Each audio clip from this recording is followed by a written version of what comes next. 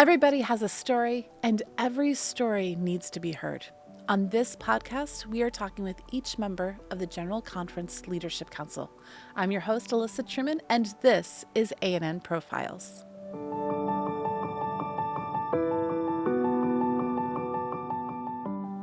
Today I'm here with Dr. Peter Landless. He is the Director of the Health Ministries Department of the General Conference of Seventh-day Adventists. Hello, Dr. Landless. Hi, Alyssa. You know, the funny thing is, I said Peter Landless, but I don't know if I've ever called you Peter. When you prayed for me, you did. I did. Well, that might be the only time I've ever called you Peter. You've always been Dr. Landless. Call me Peter. I realized that in this building, there's certain people, probably because of how he was raised, partially, but also because of a certain level of respect that I feel towards them, that I feel weird calling them by their first name. And I realized that you must be one of them because you've always just been Dr. Landless. But I will maybe even try to attempt Peter today. You're welcome. And of course, it comes with the territory, and probably because you think I'm very old. Well, you're older than me. That's a safe to say one. You're older than me. I could put that into more perspective. Much older. Well, I'm not putting that there, though. I'm not putting that there. It is what it is.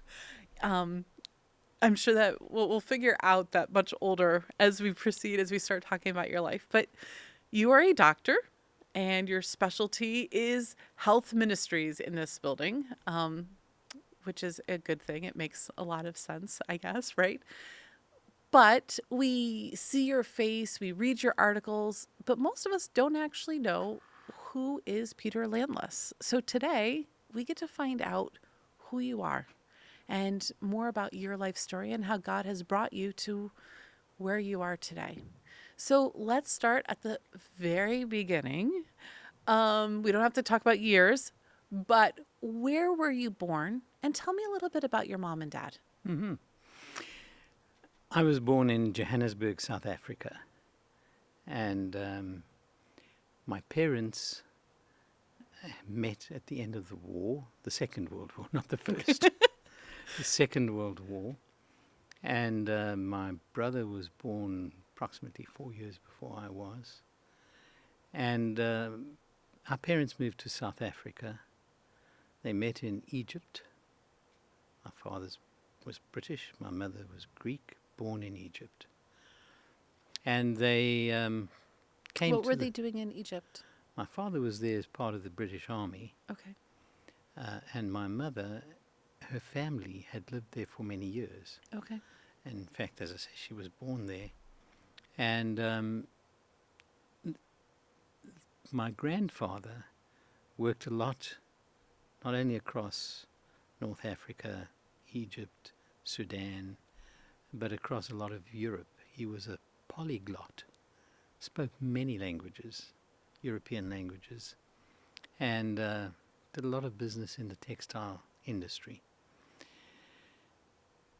Parents met in Egypt. They were introduced to the truths of this church, starting at that time. In fact, Elder Neil Wilson was instrumental in my mom's family getting to know about the love of Jesus as we know it in the Seventh-day Adventist Church. Amen. So it's been an interesting journey. They then went to South Africa, and I was born there. And parents were new, first-generation Adventists, and both embraced this truth with all their hearts. Engagement in the church, involvement, steeped themselves in the Bible, Spirit of Prophecy, writings of Ellen White. Our home was always blessed with, from our earliest days, My Little Friend. You wouldn't know about that, but that was it used to be published on papyrus. It did not. No. I read Our Little Friend. Oh, well, then you're older than I thought you were. Anyway. I'm not sure that's good. But mine wasn't on papyrus. No, nor was mine. But then my little friend, then the primary treasure, and then it went on and to the guide. And Insight was a wonderful magazine that came out when I was a teenager and in my early university days. The Youth's Instructor, of course, the Adventist Review and Sabbath Herald, which would come every Friday. That was great timing. It was amazing. If only our mail system could be so reliable today. The churches, our church life was core and intrinsic to who we were. My dad was an elder in the church. My mom was engaged in all kinds of things, Sabbath school. So my childhood was a wonderful time where I breathed, ate, slept, the message that we have, but most importantly, was introduced to Jesus at a very early age.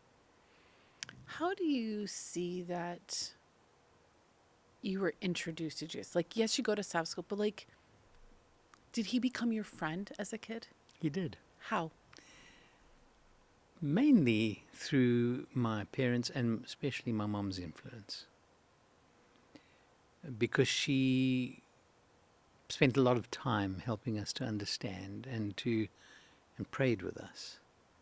My father did too, but he was a little more distant on this issue. And in general, I mean, he was a very loving father, but we spent a lot of time with Mom. Dad went to work every day.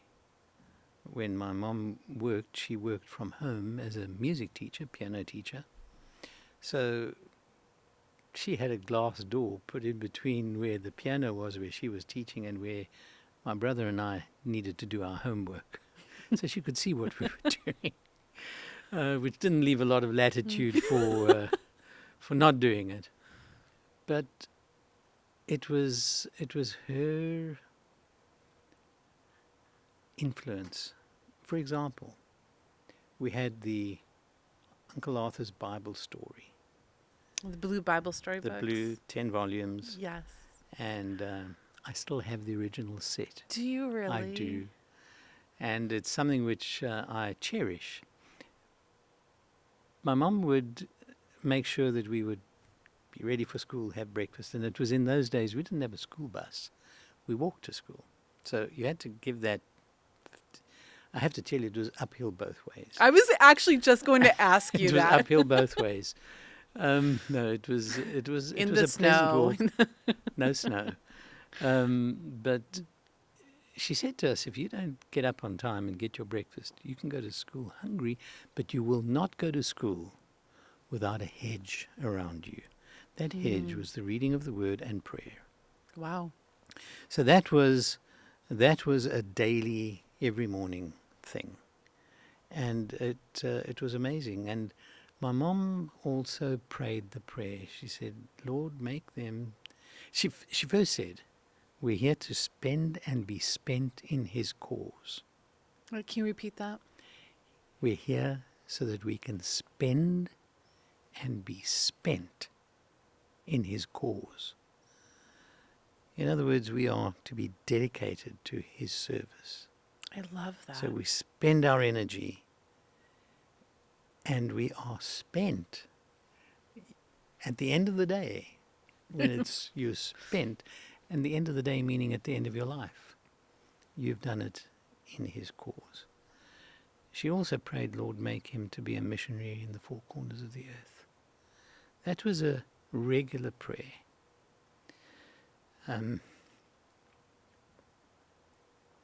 Which I've never forgotten. So it was you asked the question, did he become a friend then? Absolutely, because I remember the stewardship director of the conference coming around. I was a kid and talking about covetousness. I'll never forget, he was quite an imposing fellow with a very sort of blue shade beard, even when he'd freshly shaved him. Very, very nice man, but the preaching of stewardship did not come because we love Jesus, but don't be covetous. But I remember writing out my covenant, my pledge of what I was going to pay of my 1 shilling and 6 pence pocket money, and how this would be tithed, and which was a wonderful practice for me. And he was a good man. But my mother epitomized the Christ-like attitude, that we give and we return because we are his first, because he loves us. And that's why you do it. So that's where it became, and it's interesting. I'll never forget my first Bible, which I don't have anymore. But it was worn out, and I would do the Sabbath school lesson every day. And my parents were heavily involved in our church, in our congregation. And there were times, every 6 or 8 months, they really were busy. And I think they were preempting what we talk about so much today of burnout. They were preempting that, and from time to time they would just take a weekend where they would not go to church. It was a day of rest and gladness, literally. But I said to them, I want to go to church. And they said, well, you can. I said, I'll walk to church. Because I didn't want to put them in the embarrassing Of dropping their child situation off. of dropping their child. I mean, here are the leaders of the church. It was not a regular occurrence. But so I would walk the 5 miles, 6 miles. I loved it. Get to church, enjoy it, walk back. And it was that important to me. And so yeah, it was something, and I never had the privilege of going to Adventist schools. We had some. At the church, there was a church school. But we couldn't afford that. And there wasn't a bus service. And my father gave up a great amount to keep Sabbath from the work point of view. And so he took less well-paying positions so that he could have Sabbath off. And we owe him that huge debt of gratitude, because firstly, the Lord never let us down. But it was a sacrifice that he made and taught us a great deal. So all of those things you ask, was he my friend? Was Jesus? Did he become my friend then? Absolutely. Yeah. I love that even if your parents didn't go, that you had this connection, that like you couldn't imagine not going. But I also love that your parents started showing you at a very early age that you can be completely dedicated, but that sometimes you need to come apart and rest a while. Oh, yeah. And I think for those of us who work for the church, we struggle with this. Absolutely. I know that people in your office have talked to me a few times about the fact that I need to actually use my vacation days. We struggle because, we're doing God's work, and and we feel like this sense of urgency, which is important. But if we're not healthy because we have pushed ourselves so hard, that's also not going to be great for the mission. So I love that this was mirrored to you at a very young age, and you maybe didn't even fully comprehend it until later in life. But I don't think it was something I've ever really been shown. And that was a beautiful takeaway that you were given as a young man. It was, and one which I haven't practiced enough. So I guess we're all still learning. Well, Jesus said to the disciples, "Come ye yourselves apart and rest a while." And my colleagues are trying to teach me that. Why do you think that's so hard for us? I mean, I know this isn't your life story necessarily, but why is it so hard for us to rest? I think it's because we expect more of ourselves than God does. And it also takes the need to realize that God cares more about this work than I do. But also, as importantly, that health depends on balance of adequate rest, sleep, exercise, all those things which need to be actually scheduled in. And vacation like that, and this is where I have erred, and it's a bit late in the day, but it's the truth. One needs to, the people who really get a huge amount done and stay happy about doing it are those who schedule their vacation days well into the calendar. That's what we need to do. Yeah, I'm very bad at that. We aren't going to talk about my lack of vacation this year. We're just going to ignore that, and we're going to keep going with your story now. Yeah, sorry. Now I'm thinking about the fact that we really have we have a long way to go. Yeah. And I love what you said, that God cares more about it than we do. But I think sometimes we somehow think that we have to do it all. Yeah. He's got this.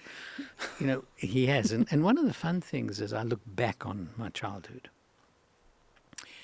we had two beautiful big dogs. One was an English setter and one was an Irish setter. I don't know if you know they're these, beautiful. but they are beautiful dogs. And we would go walking Sabbath afternoons, take them down to the river, and dogs would get in and swim and chase sticks, and it was a lot of fun. But they got older, and the dogs had to be put down at one point. But as they were really getting old and had arthritis and cataracts, and it was part of my job. And that's the other thing I thank my parents for, was we had tasks to do. You have the pets, but you cleaned up after them. You fed them, changed the water, did all the good things. The cleaning up after two big dogs, you can imagine. But it was all helpful. But I would each evening, because we had a room which was a set of rooms, and they were storerooms at the outhouses. Mm-hmm. And so the dogs would sleep there. And it was two half doors, so they could leave the door open, they could get in and out as they needed. And I remember going to check that their blankets were all together and everything was fine, and I would pat them on the head and say, if I don't see you in the morning, I'll see you in heaven. Of course, I believed then that dogs went to heaven. I'm not sure today that they don't. Of course, that could be misconstrued by the theologians who may ever listen to what we're saying. We don't need to worry about them. But I don't. In this conversation. I don't. But, that was to me the realistic.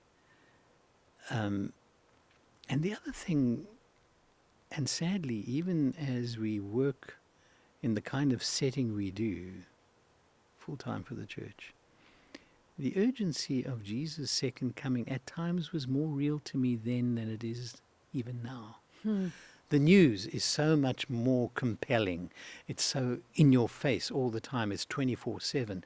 There wasn't that kind of news when I was a kid growing up. I mean, we would listen to the 7 o'clock morning news, the 1 o'clock news. My dad was a bit of a news junkie. And then 7 o'clock at night, 11 o'clock at night. Those were the news casts. Here we are connected 24/7, and we see that the world is in the greatest mess it's probably ever been, but it's also very highly communicated. And I think that one of the things that was very helpful to me was this realization within my home setting, through the kind of home our parents gave us, that this is all very real. And we have a work to do. We also have an opportunity. And that opportunity was very often revealed. I was very blessed at school. School was fun for me. But the problem was going to a Seventh-day Adventist school. There were a lot of Christian principles at the school I went to. It was a government school. But at that time, there was a strong emphasis on Christian religion in schools. The prize givings were always on a Friday evening. I could never go. And every year I would get the prize at the end of the school, the class prize. I had to make the decision I was not going to go. And after the first, and it wasn't difficult. And there were times, I remember when I was in high school and I was leading the school band, and they would have their big functions on a Sabbath. I could hear the band playing. No. But I wasn't there. But it was not a bad experience. Of course, people would say, so you're a Seventh-day adventurer? I've heard that one. No, Seventh-day Adventist. A Seventh-day inventor? What do you invent? But all of that was actually very key in formation. So many things come together. So you liked school. I loved You've had it. this beautiful background of having not just religion, but a spirituality that was imparted to you. Absolutely. When did you know medicine? Growing up, my mother would encourage me to be a pastor. Okay. And I was quite okay with that. And she had she suggested things for my brother to do, and she felt I was going to be the pastor. And I was good with that until about, I don't know what you'd call it here, grade 7, grade 8. And I started to think, you know what, I think I'd like to do either law or medicine. And for some reasons which I hesitate to mention on something that may air, I felt it better not to do law, although I would have loved it. There are components to it which are just fascinating. But I was... It's okay. We went medicine. I gravitated much more to medicine because I also enjoyed the sciences. I enjoyed that. And I then started to have a struggle. Should I be a pastor? Should I be a doctor? And it took a lot of thought, a lot of thinking, prayer. And I would also wanted to do what my mother would be happy with. And she was just the most amazing person. If it would make us happy, she was happy. And I started to read more of the Spirit of Prophecy and to read also medical ministry, where she talks about the blended ministry, where physicians have a responsibility to take care of the spiritual component of their patient. So it's a blended ministry. It's not just one or t'other. And that appealed to me. And so at the end of the day, I did medicine.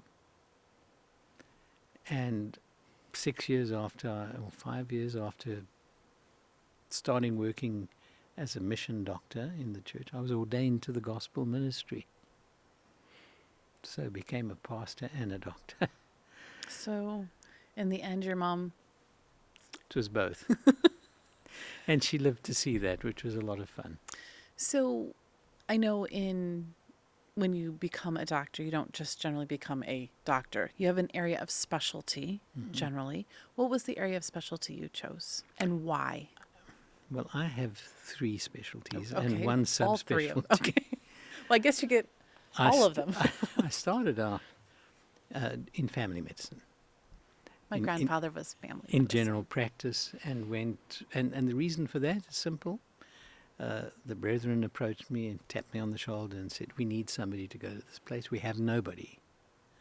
I was not prepared. Where was this place? In Vicksburg in South Africa, which is right on the border of Lesotho, a little Okay. landlocked country. We have a mission hospital just about 20 miles from that into Lesotho. So this was a town where we had a medical practice, family practice, and the person who was working there was going to be leaving. And so a colleague said, well, if you'll come with me, I'll go. Friend, Seventh-day Adventist friend, very bright guy, very committed. And at the last minute, he pulled out. He went to specialize in ophthalmology. And there was no one to go. My better judgment said to me, you don't go either, because I needed to do additional training. To go into a family practice without additional pediatrics, OBGYN, anesthetics, a number of things, was crazy. We worked through this all, and ultimately we said, well, best, if this is the Lord calling, we'll go. And You keep saying we. Is there a we at this point? well, in my 5th year, I had the privilege to meet the love of my life, and we got married. I was going to say, you keep saying we, so I'm going to definitely have to bring this in no, here. the we. I met Roz, and we got married when I was in 5th year, and so that meant I had to finish the 6th and an internship, and then we went. She, at the time, Roz, is an organic chemist and had done maths and computer science.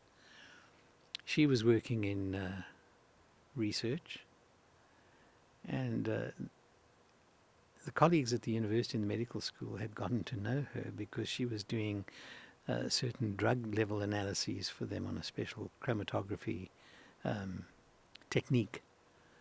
You just said a lot of big words there that I didn't know. What is chromatography? Chromatography. Well, it's a way of analyzing level of a chemical in the blood, looking at how far it travels on a specific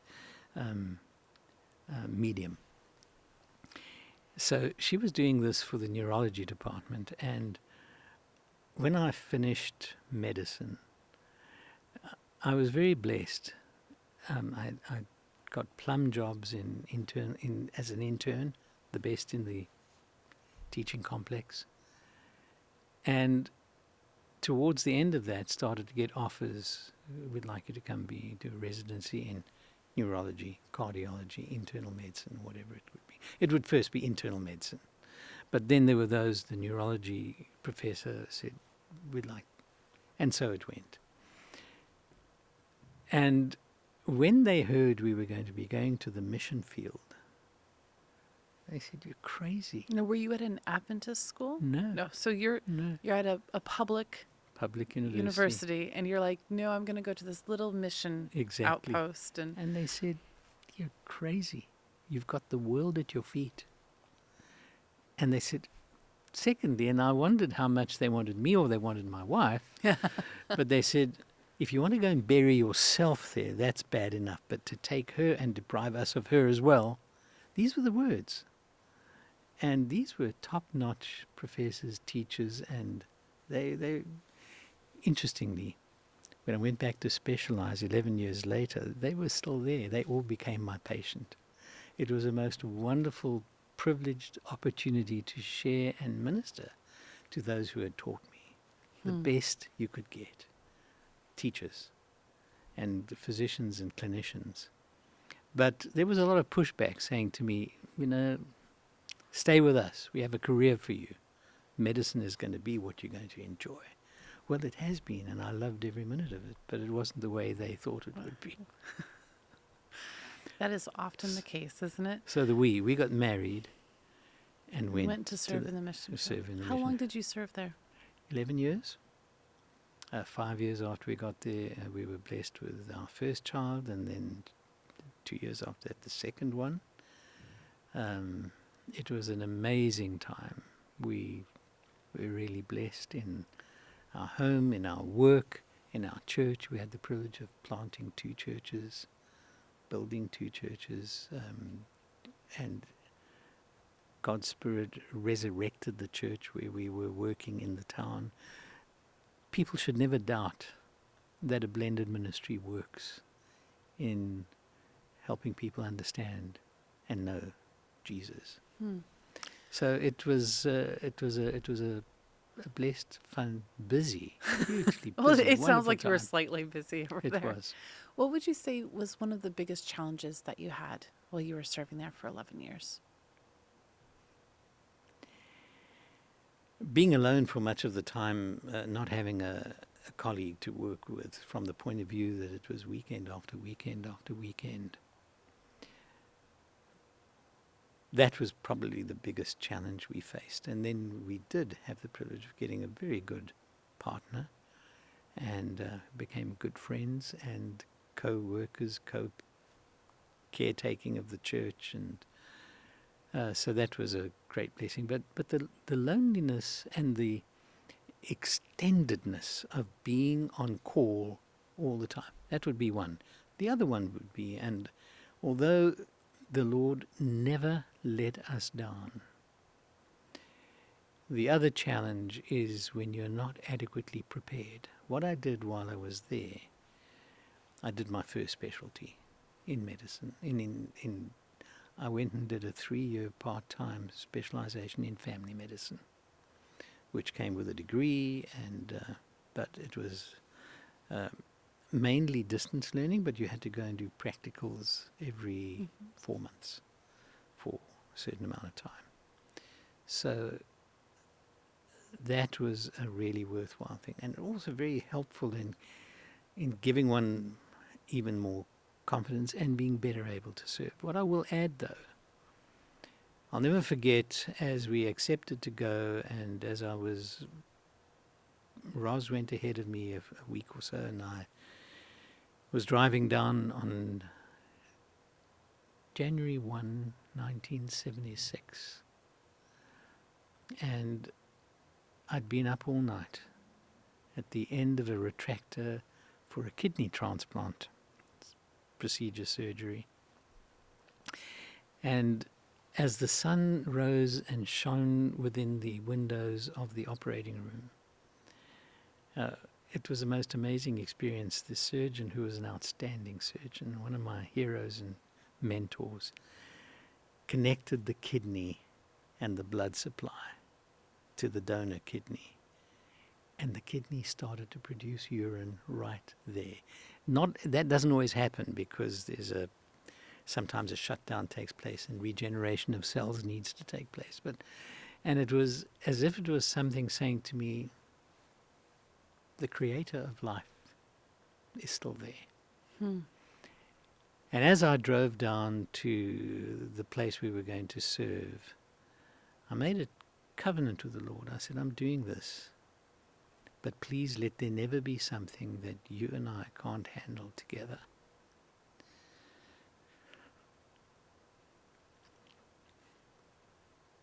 I was scared. And I had good reason to be. I did not want to mess up on a life. And the Lord never let me down. Never. And so the challenges, that's what I was leading to. 1, of working solo a lot. 2, one's got to be adequately trained. And I always make that recommendation to people who are considering going into a lifetime of service in any place, is to be adequately prepared, adequately trained. Fortunately, I, right from the get-go, could go across to the mission hospital, where I worked with more senior and trained physicians to learn techniques and surgical techniques. And I was superbly well trained by God's grace at the best medical school probably in the continent when I studied. And 1 or 2 may question that who come from other medical schools, but it was regarded as one of the top in the world at that time. So theoretical training was top notch, but it's to have the adequate training to be in a multi disciplinary practice as a family physician is. A family physician, people say, what do you do? Oh, I'm a family physician. Oh, what do you do? I'm a cardiologist. Oh, a cardiologist. I would tell you that a good family medicine physician is rare and is like gold, because they're the ones who guide and help the quality of life in patients. Could be over a lifetime, and I saw that. I got to know people so well. Got to know them, got to know their homes, their grandparents, their parents, their children. They would call me in the night. I would know exactly where they lived, and it wasn't a problem. You remember their history. So the training, as I said, I did additional training, but right from the get-go was intent on doing that, learning to do tonsillectomies properly, anesthetics properly. I'd had all the theory, but now, so that all made a very big difference, and we were very blessed, had a wonderful professional time and spiritual time and family time. It was great. So you were there for 11 years. 11 years. And then it sounds like you came back to the university? Yeah, to do internal medicine. That was the love of my life, apart from my wife. Internal medicine was, I'm glad Roz knows that now. She's known it for 50 she's years. First, not secondary. So I partly was stimulated in that direction because as a family physician, as what we would call a GP, a general practitioner, you get to a point where you work with your patient, but then you have to refer. And you should. Which means that if you're a fixer, you don't get to fix. And I thought that, and it's what I enjoyed, was fixing the internal medicine component. Surgeons are fixers, but they have to wade through blood and all sorts of stuff to do that. Internal medicine, internists tend to do it. They're more the thinking, cognitive. Not that surgeons don't think, because people who they're amazing people. Having said that, and then of course, right from my fourth year in medicine, which is early student clinical days, cardiology was what appealed to me. So, but you had to do internal medicine first. I went back and did internal medicine, yes, back to the university, then to cardiology. All right, so you have family medicine, internal medicine, cardiology, and then you have a subspecialty, you said. In nuclear cardiology. What does that mean? That means the use of radioisotopes in the imaging of the heart. Okay. So it's using, and why one uses radioisotopes, because as they change state, they give out photons, which are light energy. So it's in the decay process, light sent out, that's captured on a special monitor and transformed into an image. Now, what's very helpful is that, for example, in looking at the heart, it goes into you can see where it's taken up in the heart muscle. That helps you to infer how the blood supply is of all the areas of the heart. And if there's an area which is not getting enough blood flow, it lights up, or it doesn't light up on the image. And of course, over the years, it has so changed. Right now, that kind of imaging can give you huge amounts of information about risk stratifying of a patient, their chances of getting a heart attack, whether your treatment has been adequate, whether putting in a stent or a bypass surgery has been successful. So there's huge possibilities with it. It's a fascinating field. So you went back to school for all this. How many more years does this put you in school? Well, it was 3.5 into internal medicine, then into cardiology, another 2.5. So it was 6, 7 to start, 13. Plus then I stayed on in cardio. Firstly I was invited into cardiology. I hadn't told the professor that that's what I wanted to do. But I got a message after I passed my internal medicine exam saying, there's a job for you in cardiology if you want it. There's only one. He wants to know this week. Well, I thought, well, it's just what I want. And I took it. And, of course, that led to other interesting things, because every Sabbath there was a grand round. But the grand round was teaching for all the cardiologists in Johannesburg, private, academic. Everyone was there. So for the first week, I excused myself to the professor and said, I'm sorry, I'm going to church on Saturday. He said, that's okay. I said, I go to church on Saturdays. He said, that's fine. I thought that was easy. 2 weeks later, he said, I see you were not here this last week. I said, I did say I go to church on Saturdays. He said, that's going to be a problem, because this is a key component of training in cardiology. All the most interesting cases are shown. Everything is discussed, and there's presentations, and it's a learning place.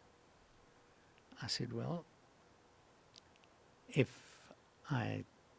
it's either to come to that or not to do cardiology, I'll have to choose not to do cardiology. No, he said, we would like you to stay, but you'll be the poorer for it. I said, well, will you give me the chance? He said, absolutely. He said, I'll be watching you. Well, fast forward, he also became a patient of mine with a heart problem when his developed, and he was a very, very selective individual. He was also an atheist. But we had the most wonderful opportunities to talk about that, and about, I mean, he would say to me, he said, you amaze me. He said, you are so evidence-based. You will only use the approaches which are shored up and undergirded by good medical science. He said, but you believe all that stuff in the Bible? I said, I do.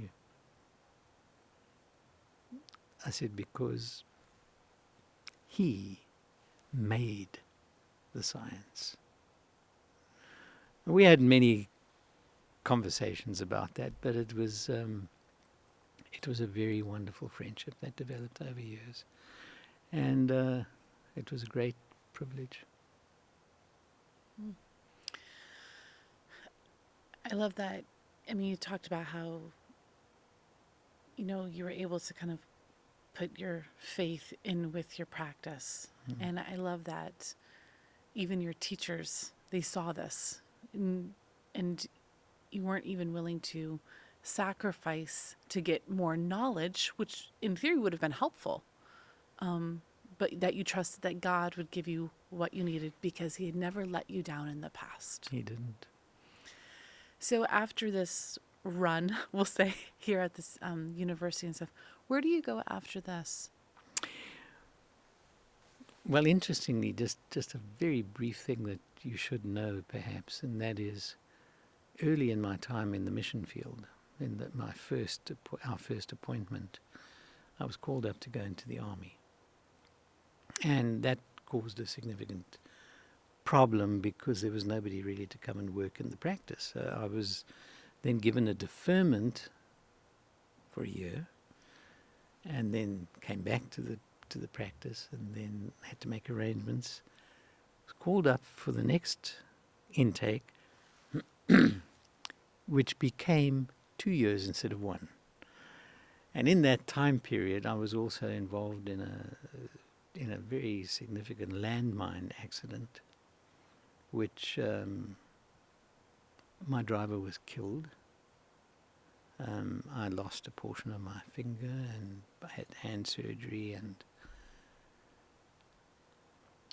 But again, and why I mention that now, because you're asking me what happened after the university, cardiology and so on.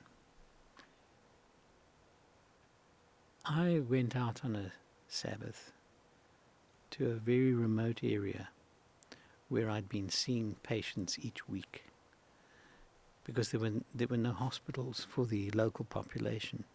I promised to go back. And there was a lot of rain. The weather was terrible. Gave me a bodyguard, landmine engineers to sweep the roads for landmines. And anyway, on the way back,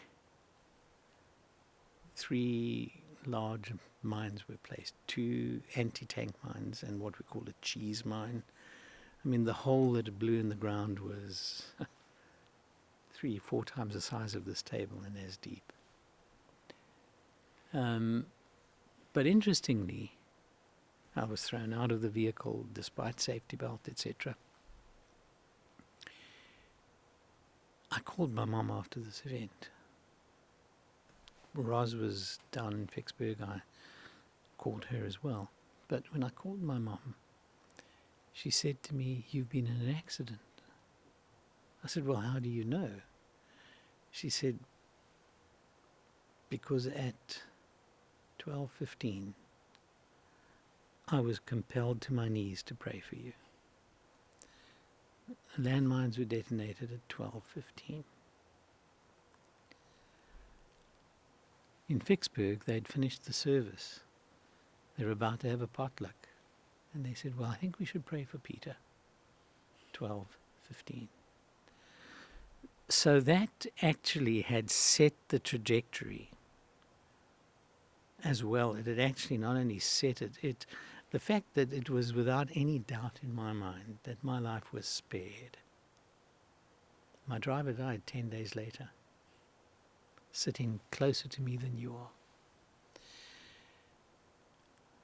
It was a few years after that I was ordained to the gospel ministry, went back to specialize, and then came a call once I was well entrenched I was pastoring a church.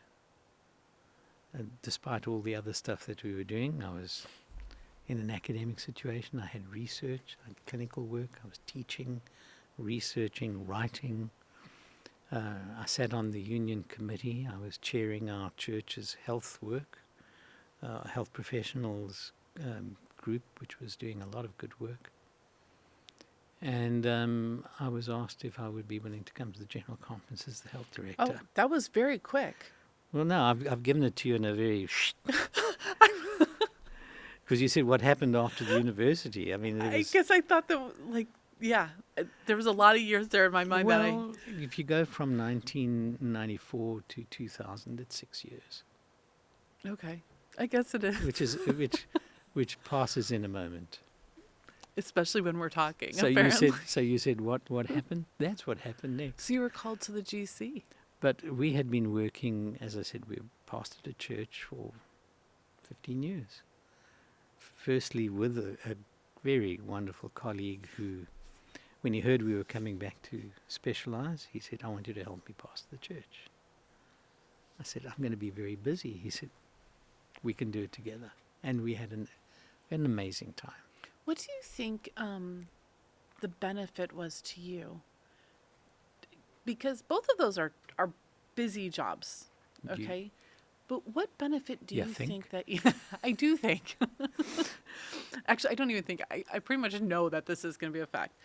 What do you think was the benefit, though, to being able to be involved in pastoral ministry while also being part of a healing ministry?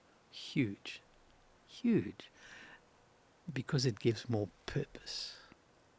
Of course, there's purpose to the healing ministry. We all need healing. We're all broken. The patients who would come to my office, who would come to the hospital, the people who sit in the pews, including myself on a Sabbath, were broken. And it was just wonderful and medicine is a very absorbing, all careers are absorbing, but I want to tell you that being a little Pauline like Paul would say, if anyone's been shipwrecked, I've been shipwrecked. Medicine is all consuming. It just sucks you in, and having that additional facet, dimension, not only in praying with patients, but also in sharing the gospel story, and also, which you can do with patients in a very ethical, careful way. But to be part of a church as a family, which we were, Roz, the girls, myself. Roz is an accomplished organist. The girls are musicians, sing. I pastored the church, preach, teach. Every Sabbath was a celebration. And it also, the blended ministry, we for years didn't have a paid pastor in our church, which grew from about 150 to close to 330 people. I used to joke and say, well, most pastors are paid to be good. I'm good for nothing, because we didn't get a salary. But it was just an involvement and engagement with people. And what made it more, in my opinion, by God's grace, successful was having the credibility of a physician teaching spiritual things. And Ellen White talks about it, that people will listen because they will consider that a physician has that additional background. And that's true. It's absolutely true. It doesn't make us better ministers, but it gives, particularly if you're working with a pastor who embraces comprehensive health ministry, you've got an ideal blend. And we would be crisscrossing the city in the evenings, visiting our parish in different hospitals. He would go to one side, I would go to another side. And this is all in between the work that was going on. And you ask what is the benefit? It gives ongoing purpose and energizes your ministry in both fields.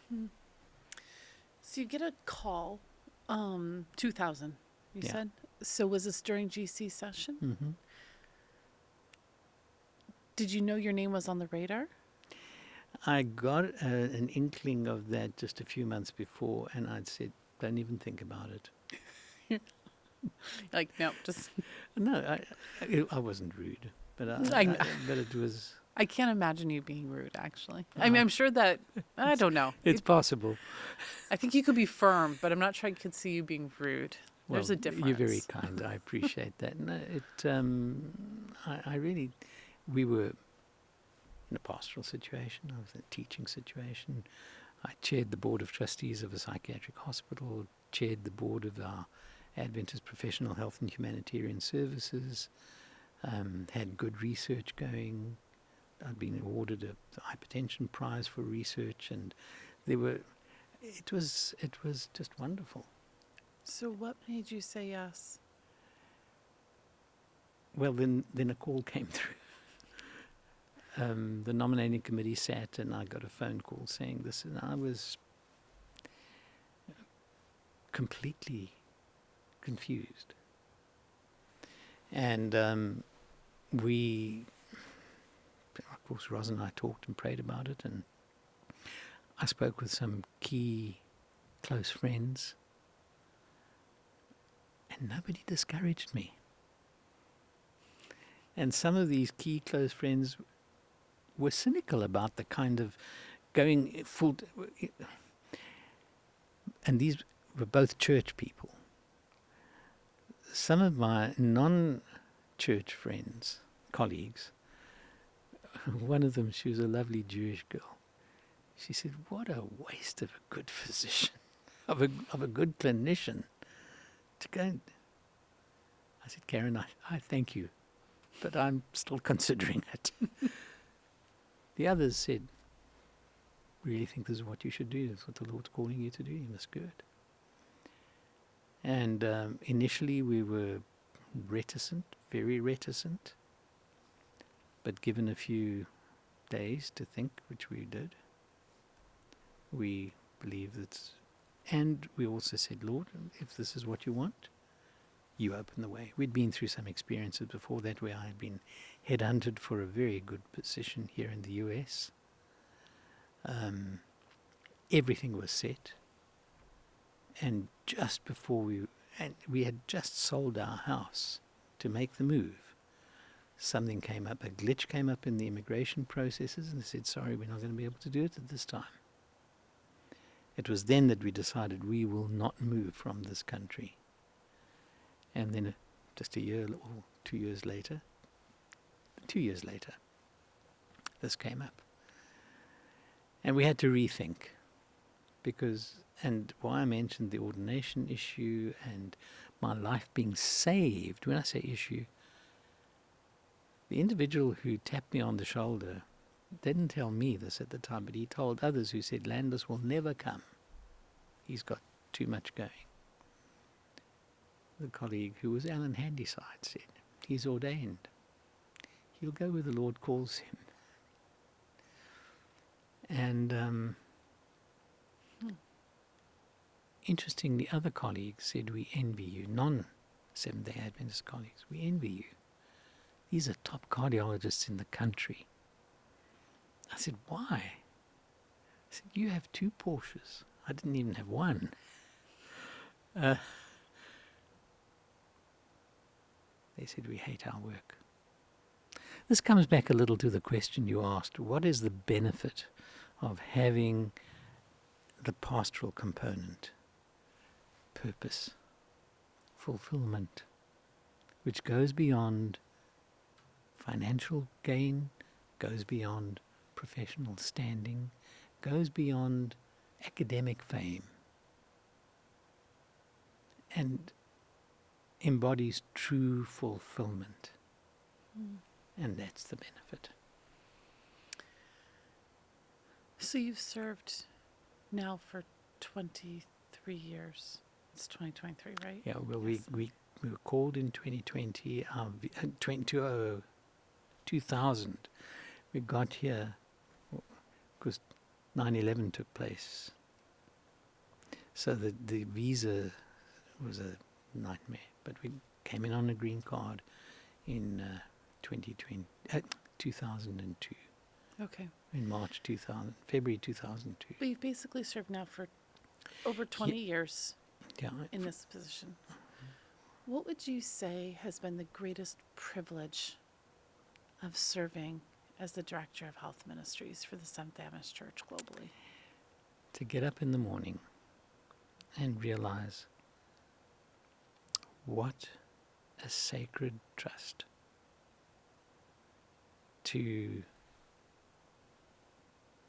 have the privilege of in some way guiding a grace-filled health message to God's church. And through the church to the community.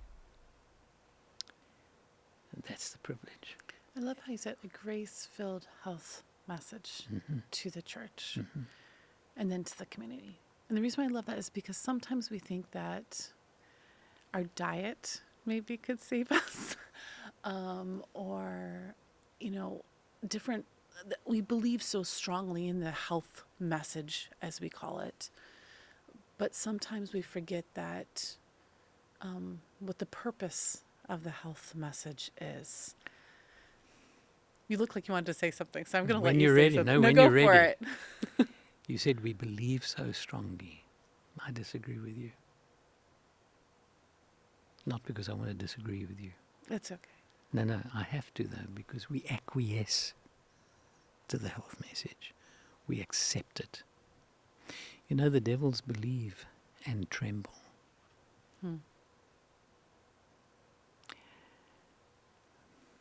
About 30% of our world church even embrace some stripe of vegetarianism. 30%. We're not judged, nor are we saved by the food on our plate. But we have this amazing health message which gives us, and the science has robustly proven it, it gives us 7 to 9 years of extra life. And that's not only because of what we eat and don't drink and don't smoke, but it's also the Sabbath, it's also the rest, it's also the relationships. All of those things, if you look at what are called the 8 natural remedies, the trust in God, the temperance, which is not only not smoking or drinking, it's the balance. I feel like you're calling me out now, Peter. No, I'm calling myself out. I'm calling myself out. And that's why I said we acquiesce. But there's a knowledge, behavior disconnect in my own life. Mm-hmm. So we know we have a health message. And we do believe it. We do. And I think... We want to believe it. You know, so I think I'm probably one of those people. I know we have a health message. I believe the health message, but my actions don't always reflect what my beliefs are. How do you help inspire church members like me? You're sitting across from me, so I am the listening audience. How do you help? What would you say to me? How do I transfer it from just head and the heart and get this beautiful holistic thing and actually put it into practice and not just believe it, the theory of it? I would say we need to understand why he gave us, why this church has been given the health message. Initially it was given to us. I mean, throughout the theme of the Bible, from Genesis through Revelation, we see that there's a holistic approach to our being. We were cared for from creation, physically, mentally, emotionally, relationally, spiritually. In the cool of the evening, God would come and speak to them. So all of those facets were cared for. It's been given to us because he loves us. We serve him because we love him. We don't avoid certain types of food in order to be saved. We adopt certain practices because we are saved. Because in that garment of his righteousness, there's not one thread of human devising, not one thread of Big Franks or veggie burgers or Impossible or whatever there could be. And yes, we do have the privilege of knowing what is good and what is not so good. But what is going to stimulate me to accept and to follow that is to realize that he wants my best. He wants it because he loves me. And because I love him, I will do it. Don't misunderstand me. I'm not saying that when we fail and struggle, as I do when I get on the scale in the morning, and I hate the scale, and I've lost and gained a ton over my life. I'm talking to my own heart today. What is going to make the difference is I'm going to have to say, Lord, I surrender this to you because I cannot do it alone. I am not the pantry patrol for the church. Good to know. Although you could probably come and look in mine. There's not much in there right now. I have to go grocery shopping. I want to tell you, when I was pastoring a church, the number of people who were put off the health message by others who would see them in the supermarket and come and look into their checkout cart. Oh, is this one? Or I've had those jokes before. I'm like, you feel so self-conscious, and it was like, I'm sorry, my daughter's having a birthday party. Well, you want to be the health director for the church, and they walk past you in the cafeteria. So what are the health people eating today? Well, food. We're eating food. Well, but your question is so important and so pertinent. There are people in our church who believe that by keeping the health message, it ensures our salvation. That is not true. Salvation comes through faith in Christ alone, and that not of yourselves. Number 2, Jesus' own words, it's not what goes in through the mouth that defiles, it's what comes out. The saints don't always like to hear that. So the health message was given when Ellen White was asked, why was this church given a health message? She said, because our work is not yet done. It wasn't given so that we could be long-lived, skinny sinners, but so that we can actually be fitted and continue to serve him. And remember, the 1863 vision came at a time when James White was struggling. And she says he could have lived much longer. Yep. And she writes around about the same time, the more perfect our health, the more perfect our service. On this earth, none of us is going to be perfect in our health, in our brokenness, but we can have wholeness in our brokenness as we struggle with our issues, with our exercise habits, our sleep, our balance, our nutrition. And he has promised, he said, I will be with you. So we need to take the health message. Ellen White writes in other places, his biddings are enablings. And say, we take it to him and say, Lord, I'm struggling with this, as I have done all my life. But I shudder to think of what my health would have been had I not embraced what he has shared with us. It's got to be looked at as a grace-filled gift. It's not, and Ellen White says, don't make health reform into health deform.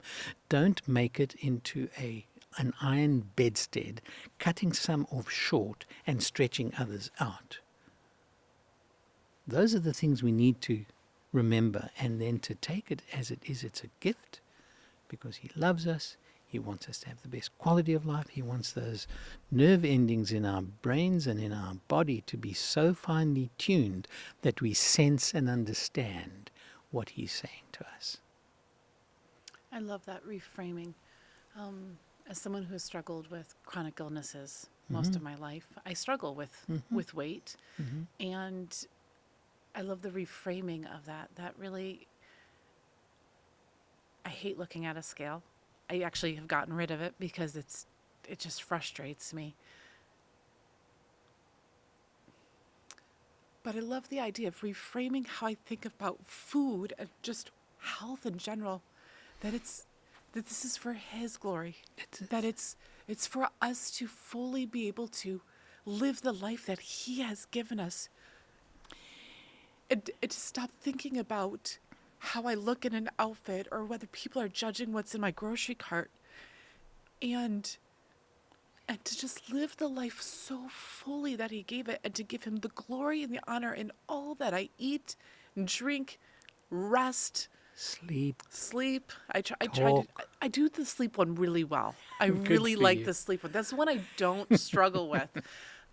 You're lucky. Well, it's one of my chronic illnesses is fatigue related, and so I've realized that if I don't have an adequate amount of sleep, I actually am not the best mother and wife and worker that I want to be. And so that is one of those hard lines that I try to take as much as possible, that I get my 8 hours of sleep. Even when it's not convenient, I will work very hard to get 8 hours of sleep. It's not always perfect. You're doing I do my well. best. Let me give you some encouragement, because it encourages me.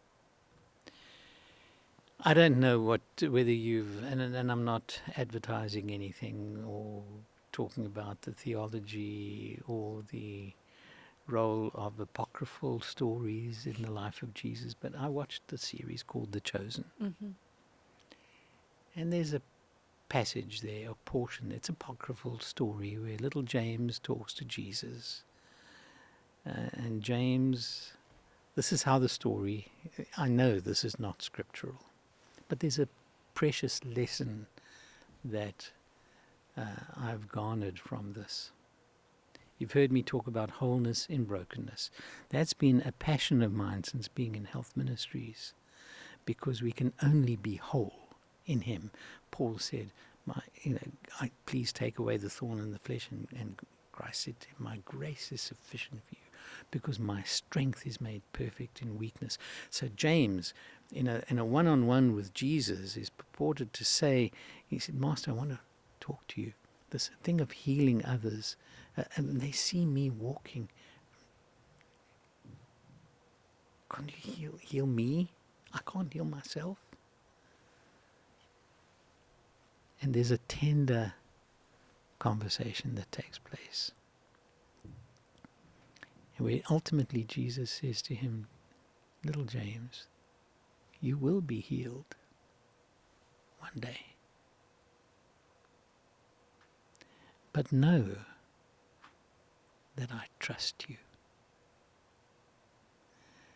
So that when we go through these issues, it's a fallacy to think, or for people to say, or even to imagine on this earth, this broken planet, that if we eat enough totally vegetarian food, supplements, exercise enough, sleep enough, that we're going to be perfect health.